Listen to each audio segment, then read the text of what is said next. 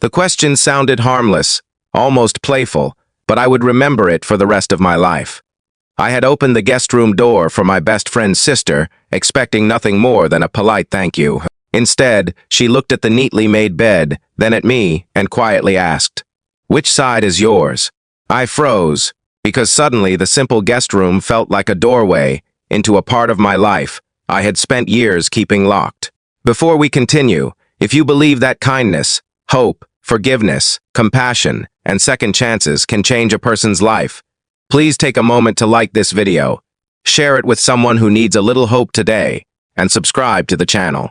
It helps us bring more heartfelt stories like this to you.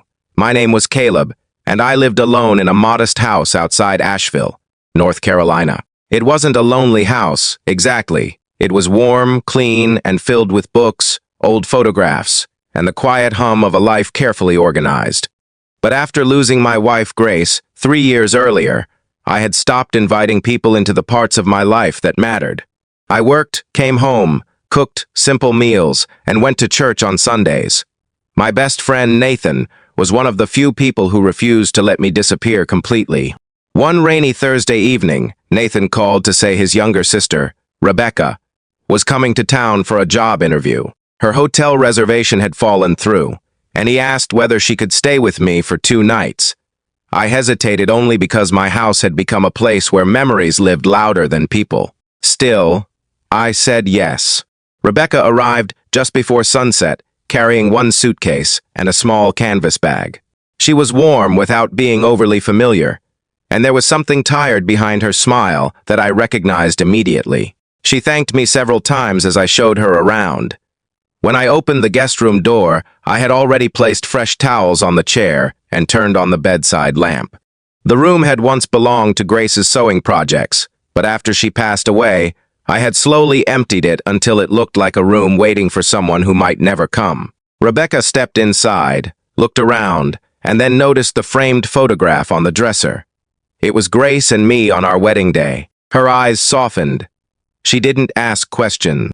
Instead, she looked at the bed and then back at me and asked that strange question, "Which side is yours?" I gave a nervous laugh and told her that I didn't really have a side anymore. She didn't smile. She simply said that sometimes people stopped sleeping on their side of the bed because they were afraid that choosing it meant admitting someone wasn't coming back. Her words hit harder than I expected. That night, I barely slept. I found myself remembering things I hadn't allowed myself to remember in months. The way Grace used to leave a book on her pillow, the way she hummed while folding laundry, and the Sunday morning when she had squeezed my hand and told me that grief shouldn't become a permanent address. The next morning, I found Rebecca sitting at the kitchen table with a cup of coffee, reading a worn Bible that had belonged to Grace. I asked how she had found it. She said she had seen it on the shelf and hoped I wouldn't mind. Then she told me something I never knew about her own life. She had spent years taking care of everyone around her, always saying she was fine, because admitting she was struggling felt like failure. She had come to Asheville for the job interview because she wanted to begin again. But she was terrified. She wouldn't be good enough. For the first time in years, I realized something important. Grief wasn't the only thing keeping me trapped. Fear was. Over the next 2 days, neither of us tried to fix the other. We simply talked. We walked through downtown beneath umbrellas, ate sandwiches at a little cafe, and laughed over how badly I cooked scrambled eggs. Rebecca attended her interview, and when she returned, I could see the disappointment on her face. She hadn't gotten the job, but instead of telling her everything would magically work out, I told her that one closed door didn't get to decide the value of her entire life. She looked at me for a long moment and said Grace would probably have liked hearing that. I smiled because, for once, remembering Grace didn't feel like reopening a wound.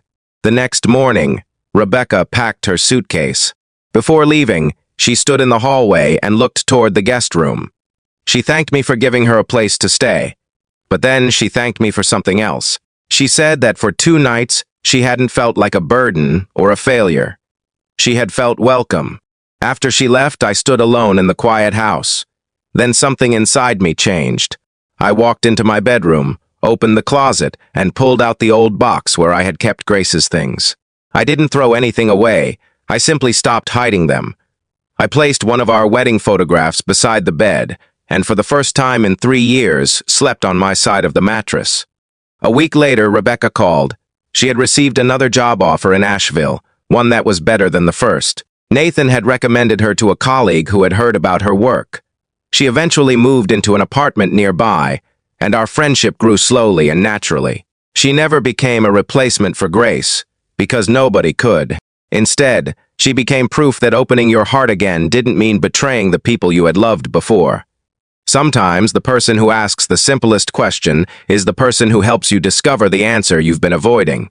Rebecca had asked me which side was mine, but what she was really asking was whether I still believed I deserved to have a side of life that belonged to tomorrow. If this story touched something inside your heart, please like the video, share it with someone who may be carrying an invisible burden, and subscribe so you don't miss the next story.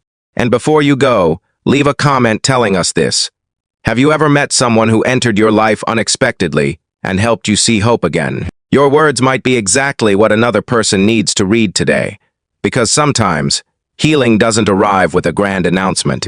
Sometimes it arrives quietly, carrying a suitcase, standing in a guest room doorway, and asking one simple question that reminds you, there is still a place in your life for tomorrow.